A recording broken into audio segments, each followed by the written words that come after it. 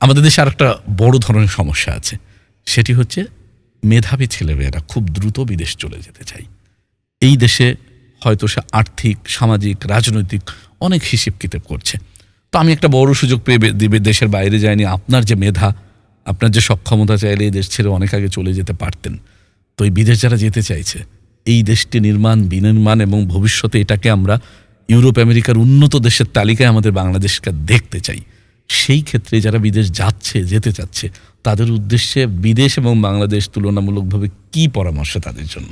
বিদেশে যাওয়াটাকে আমি খারাপভাবে দেখি না, ভালোভাবে দেখি, পজিটিভলি দেখি, কারণ এটার মাধ্যমে আমি বিশ্ব নাগরিক হয়ে উঠব। ঠিক আছে, এবং বাংলাদেশটাও ছড়াচ্ছে, এটা নিয়ে আমার কোনো আপত্তি না, আমি উৎসাহিত দেব। কিন্তু একটা কথা আছে, সেটা হচ্ছে দেশটাকে আপন ভেবে যেতে হবে।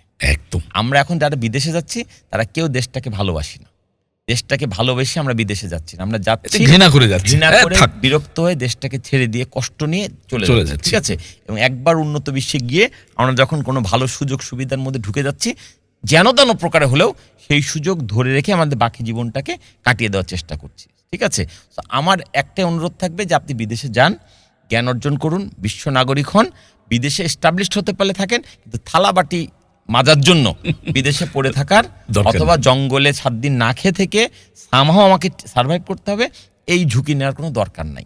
আমি জীবনে প্রথম যখন আমেরিকা বেড়াতে যাই, তখন আমেরিকান ওই ইমিগ্রেশন আমাকে একটা প্রশ্ন করেছিল যে do have any plan to stay in USA. এটা কমন একটা কোশ্চেন, বিশেষ করে বাংলাদেশে পেলে। তুমি যে ভিসা পেয়েছো বুঝলাম, তুমি থেকে যেতে চাও কিনা। ঠিক আছে, আমি উত্তর দিয়েছিলাম যে নো, নেভার।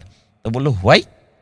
আমি তখন একটা কথা বলেছিলাম, যেটা বাংলা অর্থ হচ্ছে এরকম, যে তোমার দেশে 3য় শ্রেণীর নাগরিক হয়ে থাকার চাইতে আমার দেশে আমি 1ম শ্রেণীর নাগরিক হিসেবে আছি, এতে আমি সন্তুষ্ট। বাবা, ঠিক আছে, তো আমার মনে হয় এরকম কড়া উত্তর কোনো বাংলাদেশে অন্তত আমেরিকান ইমিগ্রেশনকে দিয়েছে। তো ভদ্রমহিলা আমার দিকে অনেকক্ষণ তাকিয়ে থাকলেন এবং ব্যাপারটাকে ইজি করে ফেলার জন্য তখন আবার উনি বললেন কোথায় যেতে চাও, কি করবা? আমি বললাম যে আমি নাইগ্রা ফলস দেখবো, এই দেখবো। ও দ্যাটস ফাইন, হ্যাঁ আরো সুন্দর সুন্দর জায়গা আছে, তুমি এগুলো দেখো। আমি আবার তাকে চান্স মতো বলে দিলাম যে বাংলাদেশ আরো সুন্দর, সবুজ, তুমি আমার দেশে বেড়াতে আসো। ঠিক আছে, সো বিষয়টা হচ্ছে যে আমি বিদেশে যাওয়ার সুযোগ পেয়েছি আমার এইটুকু বয়সেই।